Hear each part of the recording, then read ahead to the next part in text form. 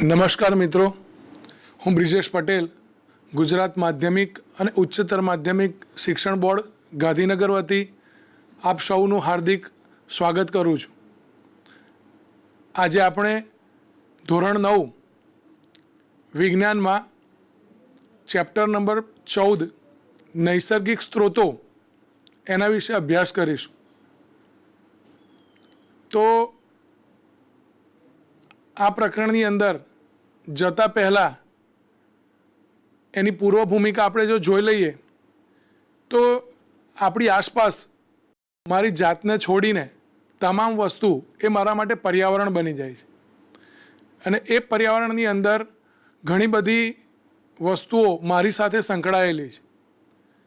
આપણને બધાને ખબર હશે કે આખા સૂર્યમંડળની અંદર એક જ એવો એક ગ્રહ છે પૃથ્વી કે જેની પર જીવન શક્ય છે. શા માટે એની ઉપર જીવન શક્ય છે, કેવી રીતે શક્ય છે, શા માટે બીજા કોઈ ગ્રહ ઉપર જીવન છે કે નહીં, આ બધી જ વાતોનો અભ્યાસ આપણે આ પ્રકરણની અંદર કરવાનો છે. આપણે આગળ વાત કરી કે જીવન શક્ય હોય એવો એકમાત્ર ગ્રહ એટલે પૃથ્વી. જીવનને જીવવા અને ટકાવવા ઘણા બધા પરિબળોની જરૂર પડે છે. તો મિત્રો, આપણું જીવન ચલાવવા માટે અને ટકાવવા માટે કુદરતે કઈ કેટલા પદાર્થોનું નિર્માણ કરેલું છે.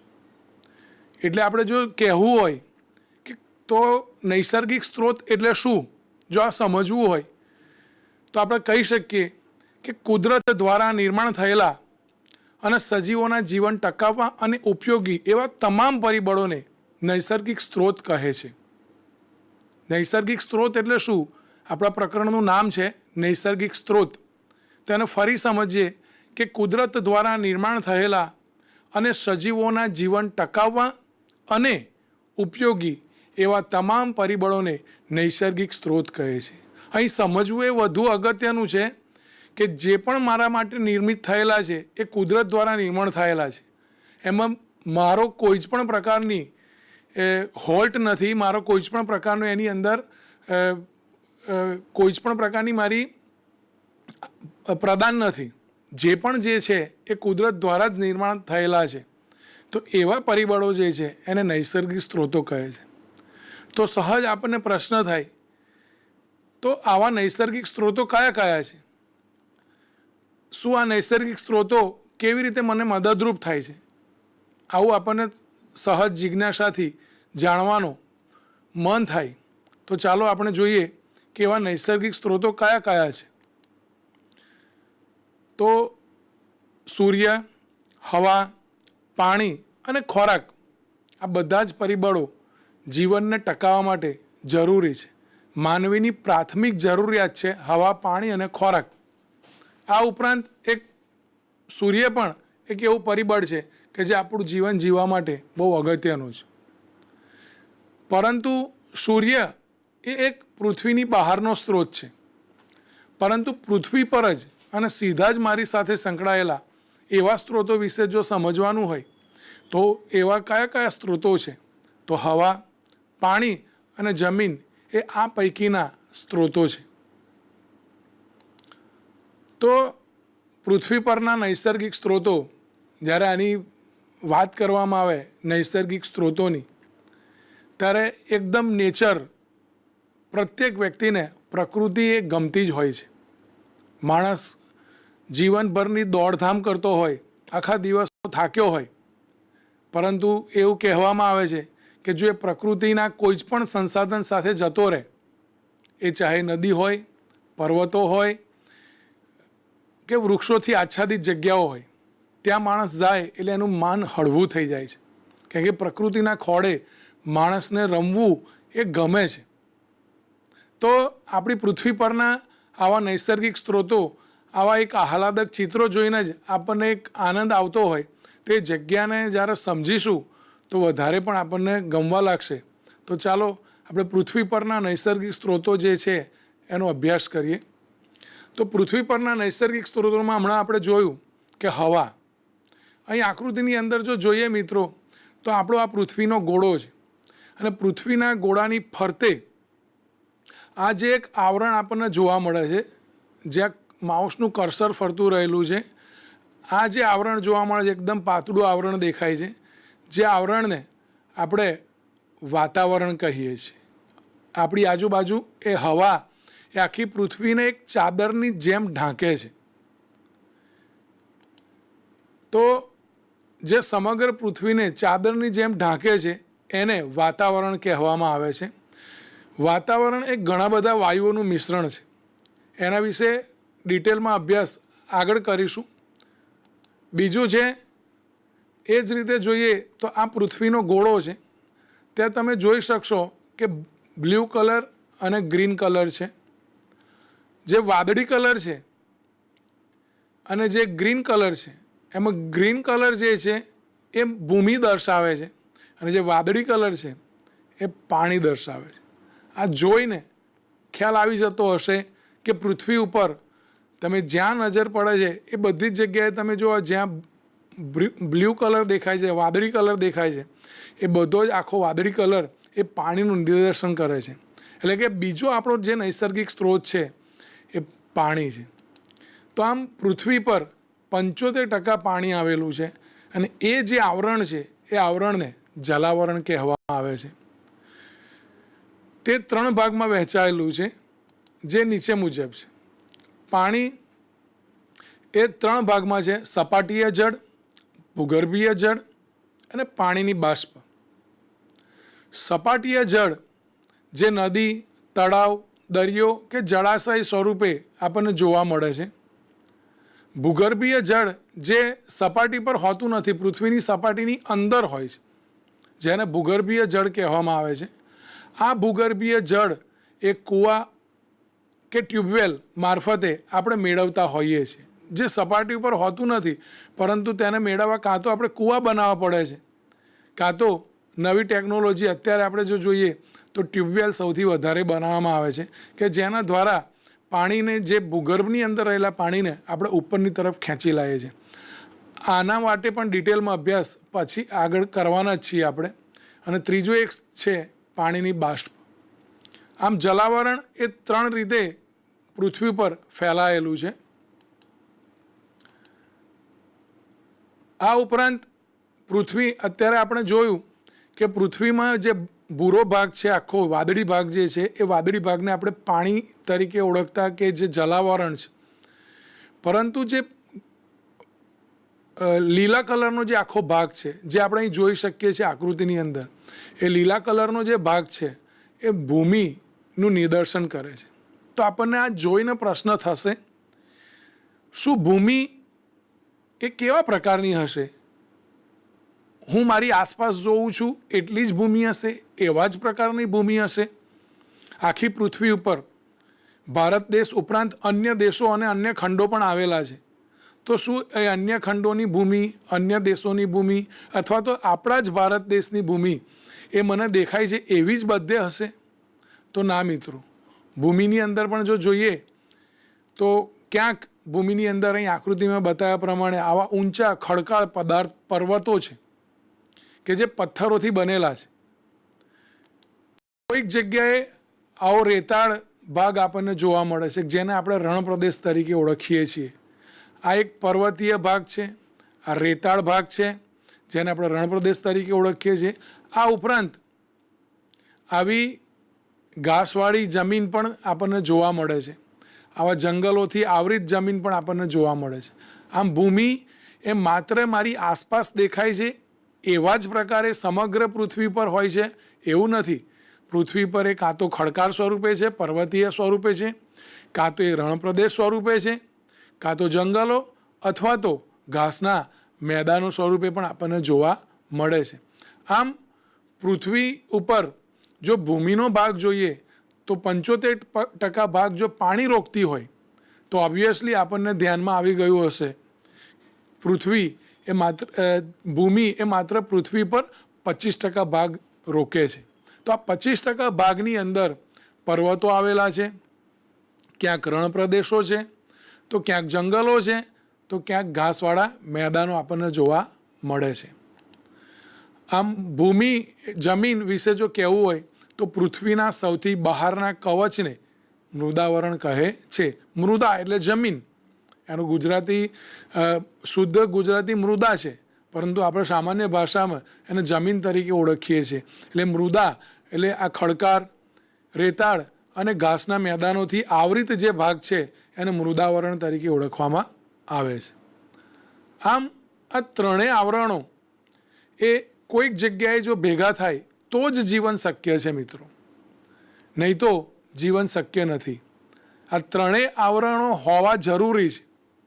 ત્રણેય આવરણો એકબીજામાં ભળી જઈને જીવનની સંભાવના નિર્માણ કરે છે, નહીં તો પૃથ્વી પર જીવન શક્ય જ નથી.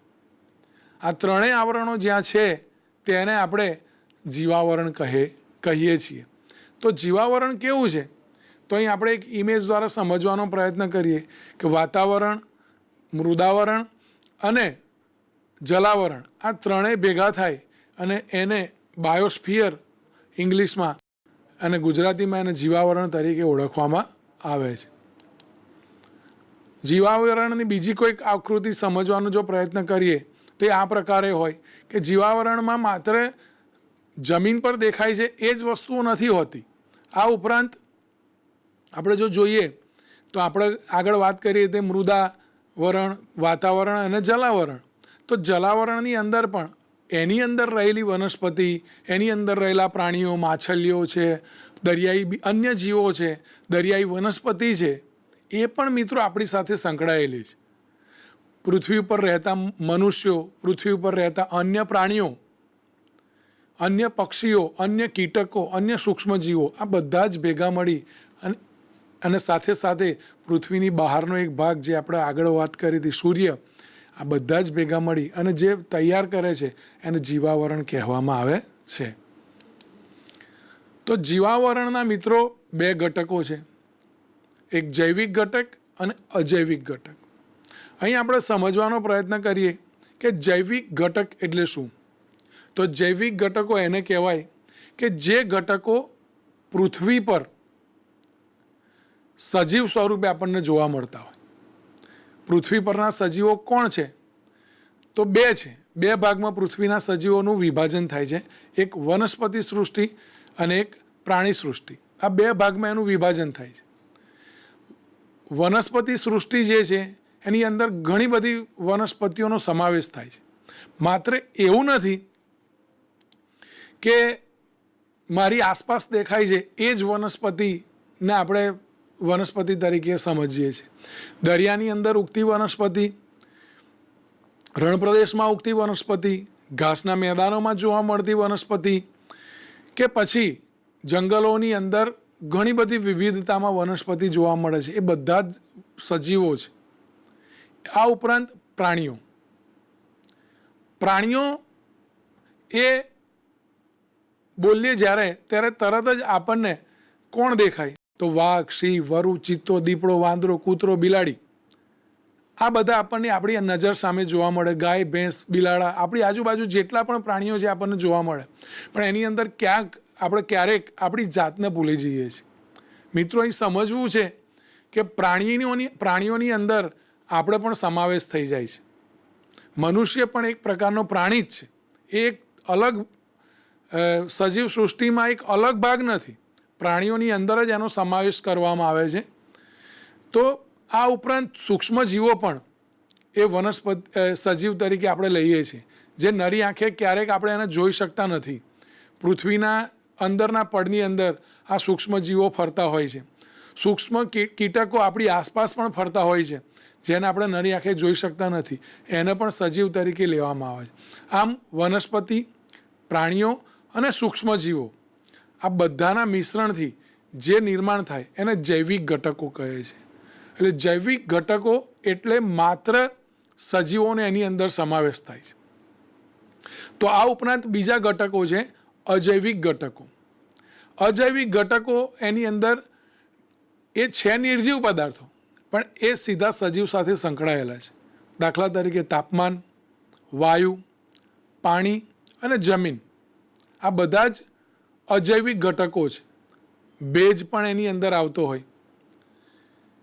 તો આ અજૈવિક ઘટકો જે છે એ પ્રત્યક્ષ અથવા તો પરોક્ષ રીતે જૈવિક ઘટકો સાથે સંકળાયેલા છે. આ જૈવિક અને અજૈવિક ઘટકો સતત એકબીજા સાથે આંતર પ્રક્રિયા કરે છે. જૈવિક ઘટકો એકલા પૃથ્વી ઉપર હશે તો પણ રહી ના શકાય, એકલા અજૈવિક ઘટકો હશે તો પણ કામનું નથી. જૈવિક ઘટકો અને અજૈવિક ઘટકો બંને એકબીજાના પૂરક છે. અજૈવિક ઘટકો એ આપણને જીવન ટકાવવા માટે, આપણે આગળ વાત કરી કે સજીવોનું જીવન ટકાવવા અને એને ઉપયોગી એવા સ્ત્રોતોને નૈસર્ગિક સ્ત્રોતો કહે છે. તો મિત્રો આની ઉપરથી ખ્યાલ આવી ગયો હશે કે તાપમાન, પાણી, હવા, જમીન આ બધા જ અજૈવિક ઘટકો ક્યાંક ને ક્યાંક મારા જીવનને ટકાવવા માટે, ક્યાંક ને ક્યાંક મને મદદરૂપ થાય છે. એના લીધે મારા જીવનનું અસ્તિત્વ છે. કોઈક વાર વિચાર કરીએ મિત્રો આપણે કે ખાસ કરીને ચોમાસાની ઋતુમાં આપણને, તમને, મને બધાના અનુભવ થયો હશે કે 5 દિવસ, 7 દિવસ, 8 દિવસ સુધી સૂર્ય ના દેખાય તો આપણી સ્થિતિ શું થાય છે? બધી જ જગ્યાએ માણસને સુસ્તી ઉડતી નથી, સુસ્તી થઈ જાય છે શરીરની અંદર, સ્ફૂર્તિ આવતી નથી. પ્રત્યેક લોકોને એવી તમે ફરિયાદ કરતા સાંભળ્યા હશે, કંઈ મજા આવતી નથી, બેચેની રહે છે. કેમ? તો સૂર્ય દ્વારા મળતી જે સૂર્યના કિરણોથી જે મને ઉર્જા મળે છે એ ઉર્જાનો એ ટાઈમ પૂરતો અભાવ જોવા મળે છે. મિત્રો એ જરૂરી છે, એવું વાતાવરણ બનવું જોઈએ, પરંતુ એ સતત જો ચાલે તો પણ આપણને ગમતું નથી. તરત જ આપણને લાગવા લાગે કે ભાઈ હવે કોઈ પણ રીતે સૂર્યનારાયણ આપણને જો દર્શન આપે તો સારું છે, નહીં તો મરી જઈશું. જો એ સ્થિતિ અઠવાડિયું 10 દિવસ વધારે ચાલે ને તો ડૉક્ટરના ત્યાં લાઈન લાગી જાય છે, માણસ બીમાર પડી જાય છે. આમ સૂર્યની કેટલી જરૂરિયાત છે એવો આપણને અનુભવ ઘણી વખત થાય જ છે. કોઈક વખતે કારણ વગર, એટલે કે શિયાળાની ઋતુની અંદર ક્યારેક જો સૂર્ય ના આવે, વાદળો છવાઈ જાય તો પણ આપણને બેચેની અનુભવાય છે. એની ઉપરથી પણ અંદાજ લગાડી શકીએ એમ છીએ કે આવા અજૈવિક ઘટકો છે એ આપણને કોઈક ને કોઈક રીતે મદદરૂપ થાય છે. ક્યારેક આપણે એવું પણ જોયું હશે મિત્રો કે વધુ પડતો ભેજ જો વાતાવરણની અંદર થઈ જાય તો ઉનાળાની અંદર ખાસ આપણને આવું જોવા મળે કે છેલ્લો જ્યારે ચોમાસું શરૂઆત થવાની હોય અને ઉનાળાના દિવસો પતવાના હોય એ સમયે આપણને બધાને એવો અનુભવ થાય છે કે અકડામણ થઈ જાય છે, ઉકળાટ લાગે છે. તો આ ઉકળાટ એ શું છે? એક પ્રકારનો ભેજ છે. વાતાવરણમાં ભેજનું પ્રમાણ વધી જાય અથવા ઘટી જાય તો પણ આપણા ઉપર એની સીધી અસર જોવા મળે છે. વધારે પડતો જો ભેજનું વાતાવરણ થઈ જાય તો કંઈ કેટલા વનસ્પતિ જે છે કે ખેતીના પાકો જે આપણે નિર્માણ કર્યા હોય છે એ ખેતીના પાકોને પણ ઘણી વખતે એના કારણે નુકસાન થતું હોય છે. આમ અજૈવિક ઘટકો એ પ્રત્યક્ષ કાં તો પરોક્ષ રીતે જૈવિક ઘટકોને અસર કરતા જ હોય છે. આમ જૈવિક અને અજૈવિક ઘટકો ભેગા થઈ અને જે આવરણ તૈયાર કરે એને આપણે કહીએ છીએ જીવાવરણ. આમ જીવાવરણના આ 2 મુખ્ય ઘટકો વિશે મિત્રો ચોક્કસપણે તમને ખ્યાલ આવી ગયો હશે કે જીવાવરણ એ મુખ્ય 2 ઘટકોનું બનેલું છે, જૈવિક ઘટકો અને અજૈવિક ઘટકો. જૈવિક ઘટકો એ સજીવ ભાગ ધરાવે છે અને અજૈવિક ઘટકો એ નિર્જીવ ભાગ ધરાવે છે. પરંતુ આ સજીવ અને નિર્જીવના તાલમેલથી આખી જ સૃષ્ટિ ચાલતી હોય છે. આમ આ અજૈવિક ઘટકો જે આપણે જોયા, તાપમાન, વાયુ, પાણી અને જમીન, આ પ્રકરણની અંદર મિત્રો આના વિશે આપણે ઊંડાણપૂર્વક અભ્યાસ કરવાનો છે. જૈવિક ઘટકોનો અભ્યાસ એ આગળના પ્રકરણોની અંદર આપણે જોઈ ગયા, જેમ કે સજીવોમાં વિવિધતા. આ પ્રકરણની અંદર આપણે સજીવો વિશે જ જાણી ગયા, પરંતુ આ પ્રકરણની અંદર આપણે અજૈવિક ઘટકો વિશે આપણે સમજવાનું છે. આ અજૈવિક ઘટકો મને કેવી રીતે મદદરૂપ થાય છે, મારા જીવનને કેવી રીતે ટકાવવા માટે પૂરક કામ કરે છે, એના વિશે ડિટેલમાં અભ્યાસ આ અજૈવિક ઘટકો વિશે આપણે 1 by 1 કરીશું. તો પહેલો આપણે અજૈવિક ઘટક જો લઈએ તો અજૈવિક ઘટક પહેલો વાયુ. આપણને પ્રત્યેક લોકોને જો કોઈ એમ કહે કે આપણે 10 દિવસ જમવા નહીં મળે તો કદાચ માણસ ચલાવી લે છે. કોઈ આપણને એમ કહે કે ભાઈ તમને 5 દિવસ પાણી પીવા નહીં મળે તો માણસ ટકી શકતો નથી. એ કદાચ બહુ તો પાણી વગર 2 દિવસ ચલાવી લે છે.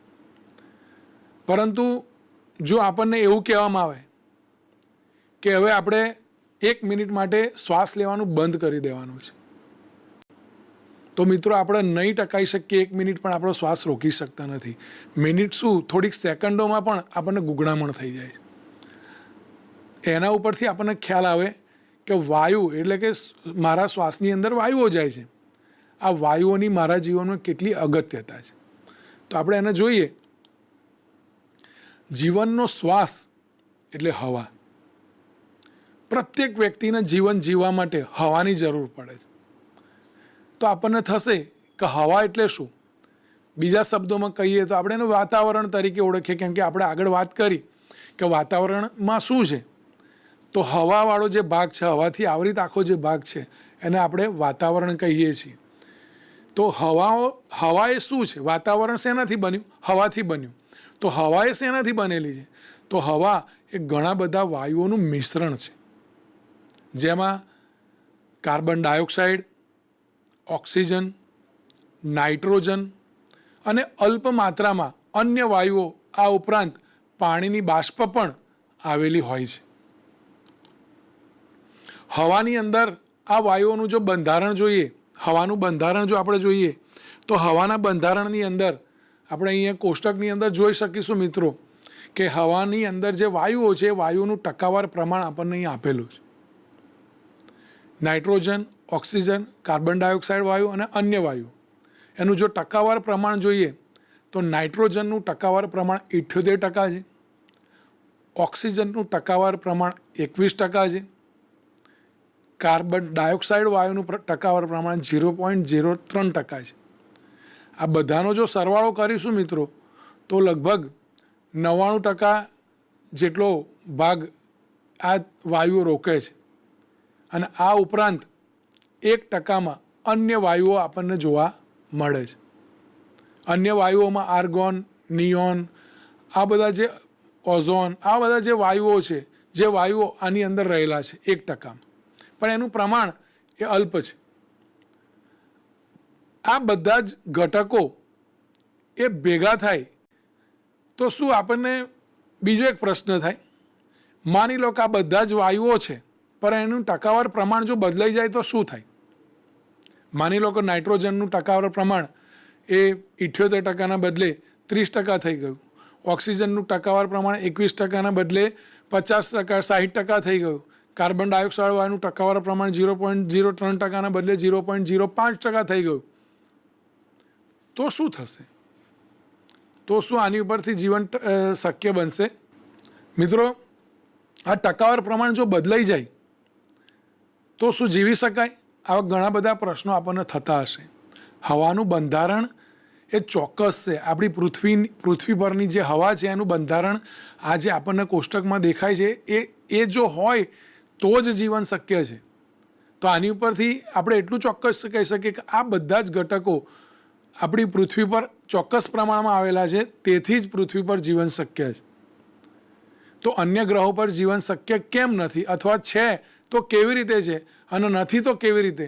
તો એને સમજવા માટે આપણે બીજું એક જો જોઈએ તો આપણી જોડે 3 ગ્રહો છે જેની સરખામણી એના અંદર વાયુઓનું જે ટકાવાર પ્રમાણ છે એ આપણે જોઈએ. તો એક ગ્રહ છે શુક્ર, બીજો ગ્રહ છે પૃથ્વી અને ત્રીજો મંગળ, જે ત્રણેય આપણા પાડોશી ગ્રહો છે. અહીં જે પહેલો ગ્રહ છે એ શુક્ર ગ્રહ છે, બીજું છે એ પૃથ્વી છે અને ત્રીજો ગ્રહ છે એ મંગળ છે. આ 3 ગ્રહો આપણા એટલે પૃથ્વી સિવાયના 2 ગ્રહો શુક્ર અને મંગળ એ આપણા પાડોશી ગ્રહો છે. એ પાડોશી ગ્રહો ઉપર આપણે જો જોઈએ તો કાર્બન ડાયોક્સાઇડ વાયુનું પ્રમાણ, એમાં શુક્ર ઉપર કાર્બન ડાયોક્સાઇડ વાયુનું પ્રમાણ 96.5% છે, પૃથ્વી પર કાર્બન ડાયોક્સાઇડ વાયુનું પ્રમાણ 0.03% છે અને મંગળ પર કાર્બન ડાયોક્સાઇડ વાયુનું પ્રમાણ 95% છે.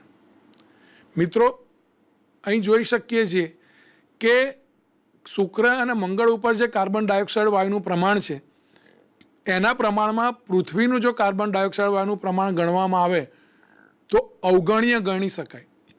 સાયન્સની ભાષામાં જો કહેવું હોય, વિજ્ઞાનની ભાષામાં, તો બંને વચ્ચે બહુ જ મોટો તફાવત છે. 96.5% એટલે લગભગ 97%, અને પેલું 95%, અને એની સામે પૃથ્વી પર કાર્બન ડાયોક્સાઇડ વાયુનું પ્રમાણ 0.03% છે. આ સરખામણીથી માત્ર મિત્રો તમે સમજી શકતા હશો કે કેટલો મોટો કાર્બન ડાયોક્સાઇડ વાયુનો આ ગ્રહો અને આપણી પૃથ્વી ઉપર તફાવત આવેલો છે. એની સરખામણીમાં જો જોઈએ તો પૃથ્વી પરના કાર્બન ડાયોક્સાઇડ વાયુનું પ્રમાણ ખૂબ જ નિગ્લિઝિબલ છે, અવગણ્ય છે. એને ગણી ન શકાય, નોંધપાત્ર ન કહી શકાય. હા, પૃથ્વી ઉપર 0.03%થી વધી જાય, 0.04% પણ થઈ જાય તો એ બહુ જ અસરકારક છે પૃથ્વીને. એની આડઅસરો આપણને ઘણી બધી જોવા મળે. પરંતુ શુક્ર અને મંગળની સાપેક્ષે જો જોવામાં આવે તો 0.03% એ ઘણું જ અવગણ્ય મૂલ્ય ગણવામાં આવે છે. એ જ રીતે નાઇટ્રોજનનું પ્રમાણ આપણે જોઈએ તો નાઇટ્રોજનનું પ્રમાણ શુક્ર ઉપર 3.5% છે, પૃથ્વી પર 78% છે, અને મંગળ પર 2.7% છે. અહીં પણ તમે જોશો તો પૃથ્વી પર નાઇટ્રોજન વાયુનું પ્રમાણ 78% છે. એની સાપેક્ષે શુક્ર ઉપર મંગળ ઉપર નાઇટ્રોજન વાયુનું પ્રમાણ ઘણું જ ઓછું છે. એ પણ 78%ની સાપેક્ષમાં જો ગણવામાં આવે તો એ અવગણ્ય છે.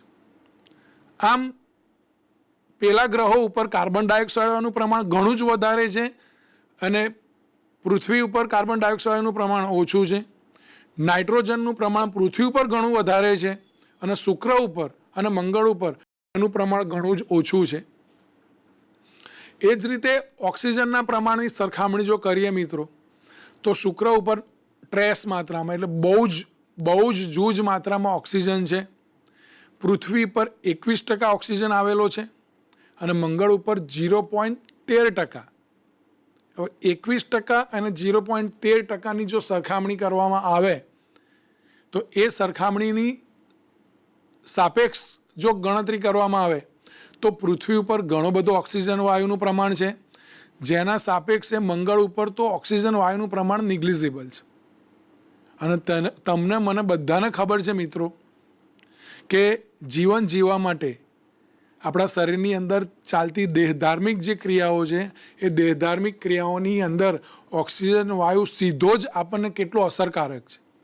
તો માની લો કોઈક શુક્ર ઉપર રહેવા જાય અથવા તો મંગળ ઉપર રહેવાની શક્યતાઓ નિર્માણ થઈ તો ત્યાં ઓક્સિજન ક્યાંથી લાવવો? અને એટલે જ ઓક્સિજનનો અભાવ છે ત્યાં, એટલે એની ઉપર જીવન કદાચ શક્ય નથી આપણે કહી શકીએ. આર્ગોન વાયુનું પ્રમાણ જો આપણે જોઈએ તો શુક્ર ઉપર 0.07% છે, પૃથ્વી પર 0.9% છે અને મંગળ પર 1.6% છે. આમ આર્ગોન વાયુના પ્રમાણની અંદર પણ બહુ જ મોટો તફાવત આપણને જોવા મળે છે. અને મિથેનનું પ્રમાણ એ શુક્ર અને મંગળ ઉપર તો બિલકુલ નથી, પરંતુ પૃથ્વી પર 0.02% મિથેન વાયુ આવેલો છે. આમ આ તમામ વાયુઓનું જો બંધારણ ગણવામાં આવે તો તમામ વાયુના બંધારણની અંદર જો આપણે પૃથ્વીનું બંધારણ જોઈએ, કાર્બન ડાયોક્સાઇડ વાયુનું પ્રમાણ 0.03%, નાઇટ્રોજનનું 78%, ઓક્સિજનનું 21% અને આર્ગોન 0.9% અને મિથેન 0.02%. એની સાપેક્ષે શુક્ર અને મંગળના આ બધા જ વાયુઓનું મિશ્રણનો જો રેશિયો સેટ કરવામાં આવે તો પૃથ્વીનું જે વાતાવરણ બનવા માટે જે રેશિયો જોઈએ એ પરફેક્ટ રેશિયો એ આપણને પૃથ્વી પર જોવા મળે છે. એવો રેશિયો બીજા અન્ય કોઈ જ ગ્રહ ઉપર જોવા મળતો નથી. એનું જે ટકાવાર પ્રમાણ છે, એનું જે હવાનું બંધારણ બનવા માટે જે ટકાવાર પ્રમાણ જોઈએ એવા ટકાવાર પ્રમાણ નથી શુક્ર ઉપર, નથી મંગળ ઉપર. એ સિવાયના અન્ય ગ્રહોની સરખામણી જો મિત્રો અહીં આપણે કરી નથી, પણ જો એક સાથે બધા જ ગ્રહોની સરખામણી બધા જ વાયુઓનું ટકાવાર પ્રમાણ જો શોધવામાં આવે તો પૃથ્વી જેટલું પરફેક્ટ ટકાવાર પ્રમાણ એ કોઈ જ વાયુઓ ઉપર નથી. અને એટલે જ મિત્રો જીવન માત્ર કોની ઉપર શક્ય છે? પૃથ્વી ઉપર શક્ય છે, અન્ય ગ્રહો ઉપર શક્ય નથી. આમ વાતાવરણ માટે જે જોઈએ, જે આપણે અહીં આકૃતિમાં જોઈ શકીએ છીએ કે પૃથ્વીની ફરતે આ જે એક પટ્ટો આવેલો છે, આ જે પટ્ટો આખી ફરતે ચારે બાજુ જેને આપણે વાતાવરણ કહીએ છીએ, એની અંદર આ જે વાયુઓ છે એ વાયુઓનું પ્રમાણ એકદમ સંપૂર્ણપણે જીવન જીવવા માટે સુટેબલ છે. બીજા જે ગ્રહો છે એની ઉપર આપણે જીવી શકીએ એ પ્રમાણેનું બંધારણ નથી, માટે પૃથ્વી પર જીવન શક્ય છે પરંતુ અન્ય ગ્રહો ઉપર જીવન શક્ય નથી. મિત્રો, ખ્યાલ આવી ગયો હશે આની ઉપરથી જ કે પૃથ્વીનું વાતાવરણ એટલે કે જે આપણું અજૈવિક ઘટક હવા આપણે જેને બોલીએ છીએ, એ અજૈવિક ઘટક સીધો જ આપણા ઉપર આપણી સાથે એટલે કે સજીવો સાથે, જૈવિક ઘટકો સાથે કેવી રીતે સંકળાયેલો છે. આ ઉપરાંત ઘણી બધી એવી વાતો છે કે પૃથ્વી ઉપર જ શા માટે આવું જીવન શક્ય છે, તો એને આપણે આગળ વધારીએ તો હવાની ઉપયોગિતા આપણે જોઈએ તો હવામાં રહેલા વાયુઓ જે છે, કાર્બન ડાયોક્સાઇડ, ઓક્સિજન, નાઇટ્રોજન, આવા વગેરે જે વાયુઓ છે એ આપણને કેવી રીતે મદદરૂપ થાય છે. તો અહીં આપણે જોઈએ મિત્રો, તો એક આકૃતિની અંદર આપણને દર્શાવ્યું છે કે આપણે શ્વાસ લઈએ છીએ. આ જે પ્રક્રિયા છે એ શ્વસનની પ્રક્રિયા છે. આ શ્વસનની પ્રક્રિયામાં ઓક્સિજન વાયુ છે એ અહીં આકૃતિમાં આપણે જોઈ શકીએ છીએ કે આ ઓક્સિજન જે વાયુ છે એ ઓક્સિજન વાયુ અંદર લઈએ છીએ આપણે. એટલે કે શ્વાસ લેવા માટે કયા વાયુની જરૂર પડે છે? તો ઓક્સિજન વાયુની જરૂર પડે છે. અને ઉચ્છ્વાસની અંદર એટલે કે બહાર આપણે જ્યારે શ્વાસ બહાર કાઢીએ છીએ ત્યારે શ્વાસ બહાર કાઢવા માટે CO2 વાયુ બહાર નીકળે છે. આમ આપણા શરીરની અંદર ઓક્સિજન જ્યારે લેવાય છે ત્યારે અંદર દેહધાર્મિક ક્રિયાઓ થાય છે. એ દેહધાર્મિક ક્રિયાઓના અંતે ઓક્સિજન વાયુ વપરાઈ જાય છે અને એ દેહધાર્મિક ક્રિયાઓની નિપજ સ્વરૂપે કયો વાયુ ઉત્પન્ન થાય છે? તો કાર્બન ડાયોક્સાઇડ વાયુ ઉત્પન્ન થાય છે. આપણા શરીરમાં ઘણી બધી દેહધાર્મિક ક્રિયાઓ એ થતી હોય છે. દાખલા તરીકે પાચન થાય છે, તો પાચનની પ્રક્રિયાની અંદર પણ ઓક્સિજન વપરાય છે. રુધિરની શુદ્ધિકરણની પ્રક્રિયા ચાલે છે. આ રુધિરના શુદ્ધિકરણની પ્રક્રિયાની અંદર પણ ઓક્સિજન વાયુ વપરાય છે. પાચન અને શ્વસન આ બંને પ્રક્રિયાઓની અંદર ઓક્સિજન વપરાય છે. રુધિરના શુદ્ધિકરણની અંદર પણ ઓક્સિજન વપરાય છે. આ ઓક્સિજન વપરાઈ ગયા બાદ જે નકામા પદાર્થો આપણા શરીરમાં ઉત્પન્ન થાય છે, જેને ઉત્સર્ગ દ્રવ્યો કહીએ છીએ, એ ઉત્સર્ગ દ્રવ્યો શરીરમાંથી બહાર નીકળે ત્યારે બીજો એક વાયુ આપણા શરીરની અંદર ઉત્પન્ન કરે છે, જે વાયુને આપણે કાર્બન ડાયોક્સાઇડ વાયુ કહીએ છીએ અને જે ઉચ્છ્વાસ સ્વરૂપે બહાર નીકળે છે. એ જેવો બહાર નીકળે કે તરત જ ઓક્સિજન વાયુ અંદર લેવાય છે. આ પ્રક્રિયા સતત ચાલે છે, ઓક્સિજન વાયુને લેવાની, કાર્બન ડાયોક્સાઇડ વાયુને બહાર કાઢવાની. મિત્રો, તો સહજ આપણને એક પ્રશ્ન થતો હશે ને કે આ ઓક્સિજન વાયુ લેવાય છે તે વપરાઈ જાય છે. આપણે આગળ જોયું કે ઓક્સિજન વાયુનું ટકાવાર પ્રમાણ કેટલું છે? 21%, જે બદલાતું નથી. પણ ઓક્સિજન તો વપરાઈ જાય છે. આવી ઘણી બધી પૃથ્વી પરની પ્રક્રિયાઓ છે કે જેની અંદર ઓક્સિજન વાયુ વપરાય છે. દાખલા તરીકે એક પહેલી પ્રક્રિયા આપણે જોઈ શ્વસનની પ્રક્રિયા. બીજી પ્રક્રિયા જોઈએ દહનની પ્રક્રિયા. આપણે ઘરે લાકડા સળગાવીએ છીએ તો લાકડા સળગાવવામાં જે દહન કરવામાં આવે છે, દહનની પ્રક્રિયાની અંદર પણ કયો વાયુ વપરાય છે? તો ઓક્સિજન વાયુ વપરાય છે. અને દહનની પ્રક્રિયાના અંતે જો અપૂર્ણ દહન થતું હશે તો કાર્બન મોનોક્સાઇડ જેવો વાયુ ઉત્પન્ન થશે. અને દહન સંપૂર્ણ થતું હશે એટલે કે પૂરેપૂરું 100% તો નહીં, પરંતુ કંઈક દહનની પ્રક્રિયાના અંતે કાર્બન ડાયોક્સાઇડ વાયુ ઉત્પન્ન થાય છે. કોઈક જગ્યાએ આપણે ક્યારેક એવું સાંભળ્યું હશે, સમાચાર પત્રોમાં સાંભળ્યું હશે, જોયું હશે કે જંગલોની અંદર દાવાનળ ફાટી નીકળે છે. જંગલોની અંદર અચાનક આગ ભભૂકે છે. તો આ જે આગ લાગે છે, દાવાનળ ફાટી નીકળે છે, એ દરમિયાન પણ વનસ્પત જંગલોની અંદર રહેલા જે વૃક્ષો છે એ સળગે છે. તો એ વૃક્ષોને સળગાવતું કોણ હશે? કદાચ આપણને ઘરે તો આપણને એવું લાગે કે ભાઈ આપણે ફૂંક મારીએ છીએ એટલે સળગે છે, પરંતુ એ ફૂંક મારવાની પ્રક્રિયાની અંદર થાય છે શું? તો જે ઓક્સિજન છે એ ઓક્સિજન એને એકદમ ઝડપથી લાકડાને આપણે આપીએ છીએ અને આપણને ખબર છે કે ઓક્સિજન એ દહન પોષક પદાર્થ છે, એટલે કે સળગતું હોય કોઈ પદાર્થ તો એને વધારે સળગાવવામાં મદદરૂપ થાય છે. તો ઓક્સિજન જે છે એ દહન પોષક વાયુ હોવાના કારણે દહનની પ્રક્રિયામાં વપરાઈ જાય છે. જંગલોની આપણા ઘરે જે લાકડું બાળીએ છીએ એ તો નાના પ્રમાણમાં છે, પરંતુ દાવાનળ ફાટી નીકળે એટલે કે આખા જંગલોના જંગલો સળગી જાય તો એ વખતે તો કેટલો બધો ઓક્સિજન વપરાતો હશે. પણ તમે મિત્રો જોયું હશે કે કોઈ જગ્યાએ ક્યારેય પૃથ્વી પરથી ઓક્સિજનનું પ્રમાણ ઓછું થતું નથી. અને એ બધી જ પ્રક્રિયાઓ, લાકડા બળવાની જે પ્રક્રિયા છે, આગ લાગવાના અંતે પણ જે ધુમાડો નીકળે છે એની અંદર કાર્બન ડાયોક્સાઇડ વાયુ જ હોય છે. આમ આ બે પ્રક્રિયાઓ આપણે જોઈએ તો એમાં ઓક્સિજન વાયુ વપરાય છે અને કાર્બન ડાયોક્સાઇડ વાયુ છે એ ઉત્પન્ન થાય છે. તે છતાં ઓક્સિજન વાયુનું પ્રમાણ ઓછું શા માટે થતું નથી? આવો પ્રશ્ન આપણને આ બે પ્રક્રિયાઓ જોયા પછી થતો જ હશે. તો મિત્રો, તમારા એ પ્રશ્ન જે ઉદ્ભવ્યો છે એનો આપણે એક જવાબ આપી દઈએ કે એવી પૃથ્વી પર બીજી પણ પ્રક્રિયાઓ થાય છે. કેવી પ્રક્રિયાઓ થાય છે તો જોઈએ. તો વાતાવરણમાં કાર્બન ડાયોક્સાઇડના સ્થાપનની બે રીતો છે. એક પ્રકાશ સંશ્લેષણ દ્વારા અને બીજું દરિયાઈ પાણીમાં ઓગળેલા કાર્બોનેટના ઉપયોગ દ્વારા. આ બંને દ્વારા કાર્બન ડાયોક્સાઇડ વાયુ વપરાય છે. કેવી રીતે વપરાય છે?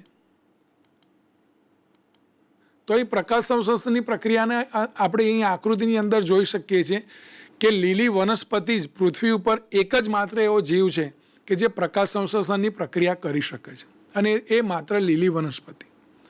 એ શા માટે કરે છે? આપણને ખબર છે કે લીલી વનસ્પતિના પર્ણોની અંદર હરિતકણ આવેલા છે. આ હરિતકણની અંદર ક્લોરોફિલ છે. ક્લોરોફિલ છે સૂર્યપ્રકાશની હાજરીમાં. આ બહુ જ અગત્યની છે. આ આકૃતિ બરાબર આપણે સમજી લઈએ મિત્રો.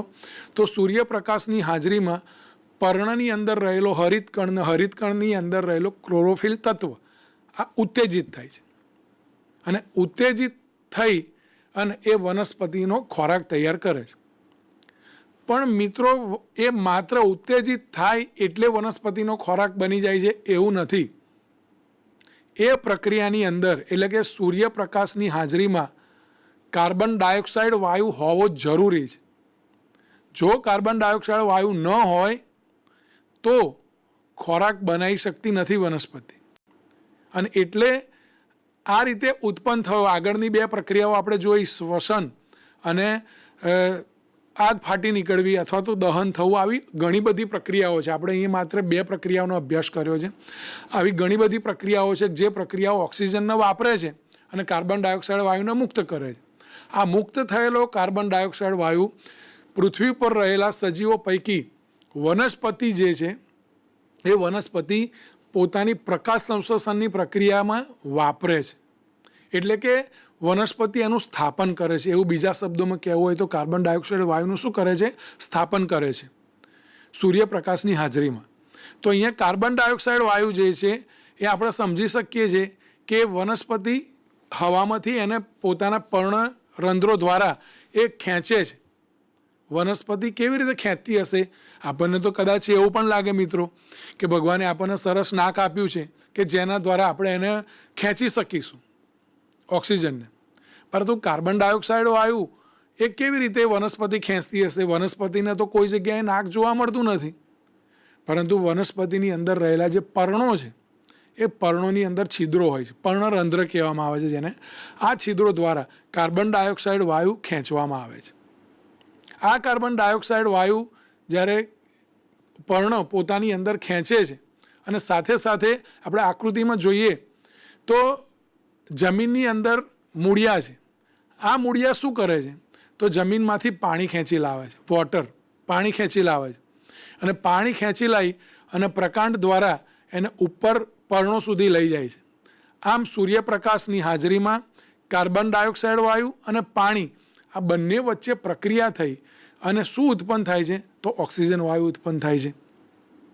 તો આગળ જે આપણને પ્રશ્ન થયો હશે મિત્રો હમણાં કે આગળની જે બે પ્રક્રિયા જોઈ, શ્વસનની પ્રક્રિયા અને દહનની પ્રક્રિયા, એમાં વપરાઈ ગયેલો ઓક્સિજન અને ઉત્પન્ન થયેલો કાર્બન ડાયોક્સાઇડ. અહીં કમ્પેરિઝન કરો, અહીં સરખામણી કરો તો એવો ઉત્પન્ન થયેલો કાર્બન ડાયોક્સાઇડ વાયુ કોણે લઈ લીધો? વનસ્પતિએ લીધો. અને વનસ્પતિએ ઉત્પન્ન શું કર્યું? પાછું ઓક્સિજન. હવે એ ઓક્સિજન પાછો ઉત્પન્ન કરેલો હું મારા શ્વાસમાં લઈશ, પાછો હું કાર્બન ડાયોક્સાઇડ વાયુ બહાર કાઢીશ અને એ કાર્બન ડાયોક્સાઇડ વાયુ પાછું વનસ્પતિ ઉપયોગ કરશે. આમ આ પ્રક્રિયા એ સતત ચાલુ રહે છે. એટલે કાર્બન ડાયોક્સાઇડ વાયુના સ્થાપનની પ્રક્રિયામાં પહેલી કઈ છે? તો પ્રકાશ સંશ્લેષણની પ્રક્રિયા. પ્રકાશ સંશ્લેષણની પ્રક્રિયા આપણે જોઈ લઈએ. એની રાસાયણિક પ્રક્રિયા કેવી થાય છે? તો કાર્બન ડાયોક્સાઇડ વાયુના 6 અણુઓ પાણીના 6 અણુઓ સાથે પ્રક્રિયા કરી અને ગ્લુકોઝ નિર્માણ કરે છે. આપણા માટે અત્યારે આ જરૂરી નથી કે ગ્લુકોઝ કેવી રીતે નિર્માણ થાય છે, આપણે એને સમજવું નથી હમણાં. અત્યારે આપણા માટે અગત્યની વાત એ શું છે? તો ઉત્પન્ન થયેલો પેલી જે પ્રક્રિયાઓ છે એ પ્રક્રિયાઓના કારણે ઉત્પન્ન થયેલો કાર્બન ડાયોક્સાઇડ વાયુ વનસ્પતિ સીધો જ ઉપયોગ કરે છે અને એ પ્રક્રિયાના અંતે O2 ઉત્પન્ન કરે છે. ઓક્સિજનના 6 અણુઓ ઉત્પન્ન કરે છે. અહીં આપણે જોઈ શકીએ છીએ મિત્રો, અહીં આકૃતિમાં આપણે પ્રક્રિયા આપી છે. 6CO2 + 6H2O gives C6H12O6 + 6O2. C6H12O6 ને ગ્લુકોઝ કહેવામાં આવે છે. અત્યારે ગ્લુકોઝ વિશે આપણે ડિટેલમાં જતા નથી, પરંતુ એ પ્રક્રિયાની આડપેદાશ તરીકે ઓક્સિજન વાયુ ઉત્પન્ન થાય છે. કહેવાનું મતલબ મિત્રો મારો એટલો છે કે જે કાર્બન ડાયોક્સાઇડ વાયુ અન્ય પ્રક્રિયાઓ દ્વારા ઉત્પન્ન થાય છે એ કાર્બન ડાયોક્સાઇડ વાયુ પૃથ્વી પર રહેલા બીજા સજીવો પણ ઉપયોગ કરતા હોય છે અને એ ઉપયોગ કરીને ઓક્સિજન વાયુ મુક્ત કરે છે. બીજી એક પ્રક્રિયા છે કે દરિયાઈ જીવો. તમે ઘણી વખતે દરિયા કિનારે ગયા હશો, નદી કિનારે ગયા હશો અને નદી કિનારે, દરિયા કિનારે મિત્રો આપણે જોયું હશે કે ત્યાં આપણને શંખ અને છીપલા મળે છે. તો આપણને એવો પ્રશ્ન થાય, હું નાનો હતો ત્યારે મને આ પ્રશ્નો બહુ થતા કે દરિયા કિનારે કાં નદી કિનારે આવા શંખ બનાવતું કોણ હશે? આ છીપલા કેવી રીતે આવી જતા હશે? તો વિચાર કરતાં કરતાં એવું થતું કે ભાઈ પાણી છે એને એ હલકા છે એટલે એને ધક્કો મારી દેતી હશે એટલે એ કિનારે આવી જતા હશે. પણ બનતા કેવી રીતે હશે? આ એક પ્રશ્ન બહુ થતો કે આ શંખ બનાવતું કોણ હશે? એની ફેક્ટરી હશે? શું એને કોઈક બનાવવા માટે કોઈક જગ્યાએ એને મશીનરીમાં નાખવામાં આવતું હશે? આવા ઘણા બધા મિત્રો પ્રશ્નો થતા. પરંતુ જેમ જેમ વિજ્ઞાન ભણતા ગયા તેમ એ પ્રશ્નોનું સમાધાન થતું ગયું. તમને પણ આવા મિત્રો પ્રશ્નો તો હશે જ. તમે પણ નદી કિનારે આવા શંખને જોયા જ હશે, ક્યારેક તમે છીપલા પણ જોયા હશે. તો આ છીપલા, આ શંખ એ બને છે કેવી રીતે? તો મિત્રો એના માટેની કોઈ ફેક્ટરી હોતી નથી, પણ કુદરતી બહુ જ મોટી ફેક્ટરી બનાવેલી છે. અને એટલે દરિયો. દરિયાની અંદર ઘણા બધા સૂક્ષ્મજીવો રહેતા હોય છે. આ સૂક્ષ્મજીવો શું કરતા હોય છે? તો એક કેલ્શિયમ ઓક્સાઇડનો, કે દરિયાના પાણીની અંદર કેલ્શિયમ ઓક્સાઇડ હોય જ છે અને હવાની અંદરથી ઓક્સિજન વાયુ એટલે કાર્બન ડાયોક્સાઇડ જે પાણીની અંદર એનું સ્થાપન કરે છે અને કેલ્શિયમ ઓક્સાઇડ અને કાર્બન ડાયોક્સાઇડ વાયુ બંનેનો ઉપયોગ કરી બંને વચ્ચે પ્રક્રિયા થાય અને એ પ્રક્રિયાના પરિણામે CaCO3 બને, જેને કેલ્શિયમ કાર્બોનેટ તરીકે ઓળખવામાં આવે છે. આ સજીવો, દરિયાની અંદર રહેલા જે સજીવો છે એ સજીવો મિત્રો કેલ્શિયમ કાર્બોનેટનું પોતાના શરીર ઉપર કવચ બનાવે છે. આપણને થતું હશે કે કવચ શા માટે બનાવતું હશે? તો અહીં આકૃતિમાં તમે જુઓ તો આ જે દેખાય છે આ એક, એની અંદર તો બહુ જ નાનો જીવ રહેતો હોય છે, બહુ જ નાનો જીવ રહેતો હોય છે, સૂક્ષ્મ જીવ કહેવાય એને. ક્યારેક જો જાઓ નદી કિનારે કાં તો દરિયા કિનારે તો બહુ ધ્યાનથી કોઈક શંખની અંદર જો કોઈક જીવ જોવો ને તો એને ધ્યાનથી મિત્રો જોશો ને તો તમને ખબર પડશે કે શંખના અંદરના ભાગે, અંદરનો જે હોલ છે એ હોલમાં બહુ જ નાનો જીવ રહેતો હોય છે અને એ જીવ પોતાના રક્ષણ માટે, અન્ય જીવોથી પોતાને બચાવવા માટે ભગવાને, કુદરતે એને એક એવી શરીરની અંદર એવું એક દેન આપેલી છે કે જે કાર્બન ડાયોક્સાઇડ વાયુનો ઉપયોગ કરી અને એવું એક કવચ બનાવે કે જે કવચ અન્ય જીવોથી એનું રક્ષણ કરે છે. એ કવચ શેનું હોય છે? તો એ કવચ મિત્રો CaCO3નું હોય છે. આ જે અહીં આપણને જોવા મળે છે, આ જે કવચ છે એ કવચ એ કેલ્શિયમ કાર્બોનેટનું હોય છે. તો આ કેલ્શિયમ કાર્બોનેટનું કવચ બને કેવી રીતે? તો આપણે એની રાસાયણિક પ્રક્રિયા જોઈ કે કેલ્શિયમ ઓક્સાઇડ અને કાર્બન ડાયોક્સાઇડ આ બંને પ્રક્રિયા કરે અને કેલ્શિયમ કાર્બોનેટનું કવચ બનાવે. હવે દરિયો તો કેટલો વિશાળ છે અને એ વિશાળ દરિયાની અંદર કેટલા બધા જીવો છે કે જે આવા કવચ બનાવતા હશે. તો કેટલા મોટા પ્રમાણમાં કાર્બન ડાયોક્સાઇડ વાયુનો ઉપયોગ કરતા હશે.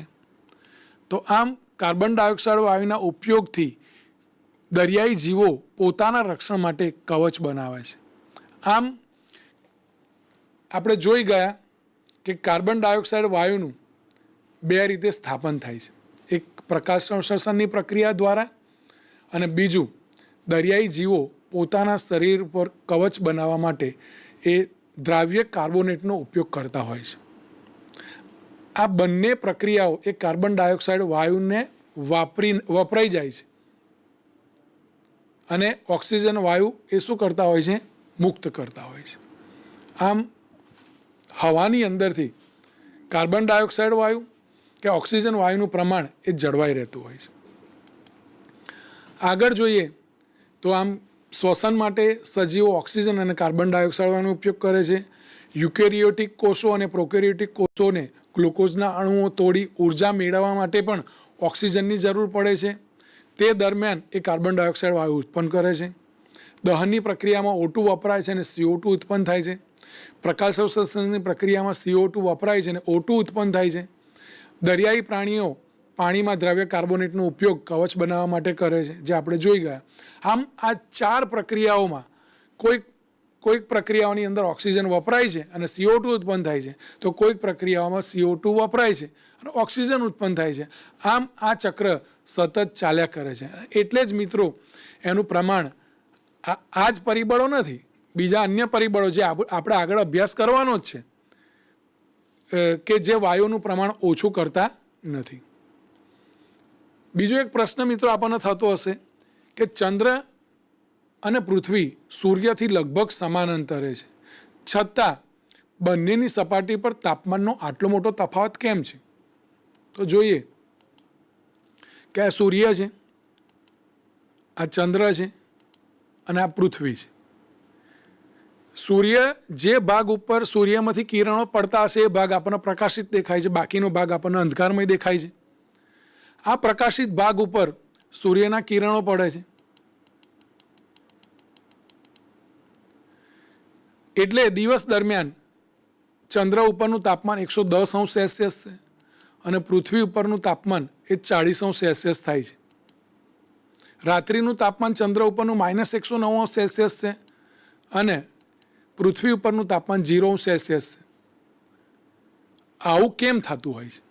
ચલો દિવસે તો સૂર્યના કારણે આપણે એવું કહી શકીએ કે ભાઈ ચંદ્ર છે એની ઉપર 110 થઈ જતું હશે, પૃથ્વી પર 40 થાય છે. આમાં કોઈ જ ગબગોળા ચાલે એવા નથી. કંઈક લોજિક તો હોવું જોઈએ ને. એમને આવું આટલો મોટો તાપમાનનો તફાવત ના હોય, કેમ કે બંને સમાન અંતરે છે. બંને સમાન અંતરે હોવા છતાં બંનેના તાપમાનમાં આટલો મોટો તફાવત શા માટે? એ જ રીતે રાત્રે જોઈએ તો રાત્રે પણ તાપમાનનો તફાવત બહુ જ મોટો છે મિત્રો. આપણે જોઈ શકીએ છીએ કે રાત્રિનું તાપમાન -190°C છે અને પૃથ્વી પરનું તાપમાન 0°C છે. તો ચંદ્ર અને પૃથ્વીના તફાવત સૂર્ય એના તાપમાનમાં આટલો મોટો તફાવત શા માટે હશે? તો મિત્રો જો આ કારણ આપણને ખબર પડશે ને તો આપણને ખબર પડશે કે અજૈવિક ઘટકો પૈકી વાયુ આપણને કેટલો મદદરૂપ થાય છે. માની લો કે 110°C તાપમાન થઈ જાય પૃથ્વી ઉપર તો શું થાય?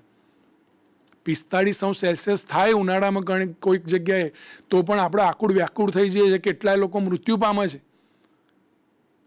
તો 110 થઈ જાય તો કલ્પના કરો, જો 0°C ખરેખર જો થઈ જાય તો બધું જ થીજી જાય અને તો -190 એ તો કલ્પના પણ નથી કરી શકતા કે આપણી શું સ્થિતિ થાય. પણ આવું કેમ પૃથ્વી પર થતું નથી? તો એનું એક કારણ એ છે, અહીં તમે જુઓ તો આવું કેમ થાય છે? તો અહીં એરા દ્વારા મેં દર્શાવવાનો પ્રયત્ન કર્યો છે કે અહીં આ જે તાપમાન અહીં ચંદ્ર ઉપર વાતાવરણ નથી અને એટલે એ બધી જ ઉર્જા સડનલી એ બહાર ફેંકી દે છે અને પૃથ્વી ઉપર વાતાવરણ છે જે પકડી રાખે છે હવાને. બરાબર? તો મિત્રો આપણે પછી હજુ આગળ આને ફરી આપણે અભ્યાસ કરીશું કે આવું શા માટે થાય છે, એમાં વાતાવરણની શું ભૂમિકા છે, એનો અભ્યાસ એ આગળના ભાગમાં આપણે કરીશું. તો ચોક્કસ મિત્રો આટલો ખ્યાલ આવી ગયો હશે કે અજૈવિક ઘટકો એ આપણી સાથે કેવી રીતે સંકળાયેલા છે. નમસ્કાર.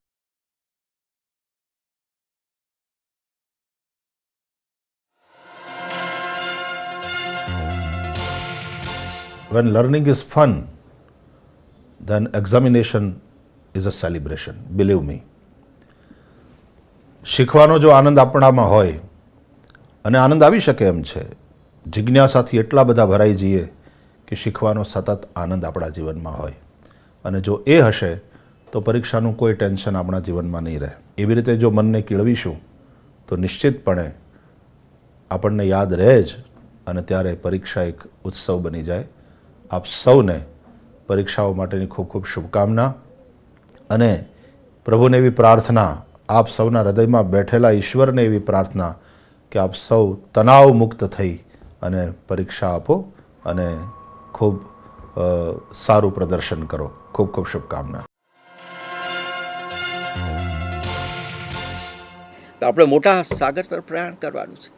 આ અઘરું છે, ધીરજની કસોટી છે. પણ ધીરજની કસોટી જે છે એ જ મનુષ્ય હોઈ શકે. જે મનુષ્યમાં ધૈર્ય ન હોય, આવનારા દિવસોની તાકાત ન હોય, એ મનુષ્ય તરીકે નિષ્ફળ જાય છે.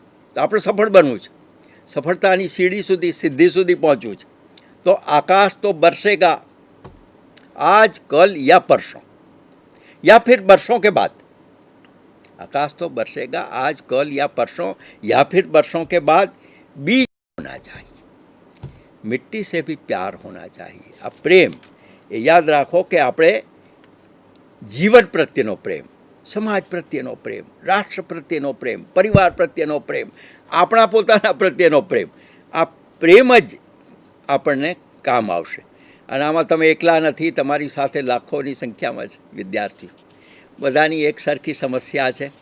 કુછ લમ્હે કુછ યાદેं, ये कहानी मेरी भी और तेरी भी. छू लो ऊंचा आसमां, ये उड़ान मेरी भी तेरी भी. તો આ જ્ઞાન પ્રાપ્તિ કરવાની છે. આ પહેલો પડાવ છે.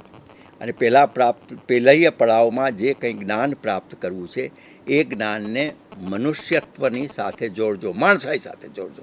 અને આવનારા દિવસોમાં મારા સૌની, આપ સૌને ખૂબ ખૂબ શુભેચ્છાઓ છે. આગે બઢો, હસતા રહો, જિંદગીમાં ગો અહેડ, આગે બઢો.